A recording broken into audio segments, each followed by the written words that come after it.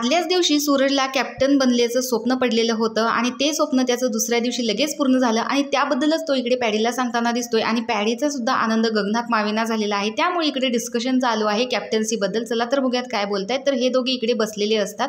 Paddy सांगतो की बघ, असंच जर प्रामाणिकपणे कष्ट करत राहिलास, चांगलं वागत राहिलास तर तुला असंच एखाद्या दिवशी त्याचं फळ मिळेल। बघ, तू आज घराचा कॅप्टन झालास।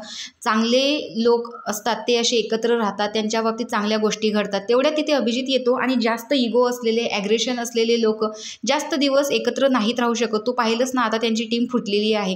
तर सूरज म्हणतो, आदल्या दिवशी ना मी तिकडे बघितलेलं होतं कॅप्टन्सी रूमकडे आणि मला असं जाणवलं की मी तिथे झोपलेलो आहे आणि आज मी तिथंच झोपतोय।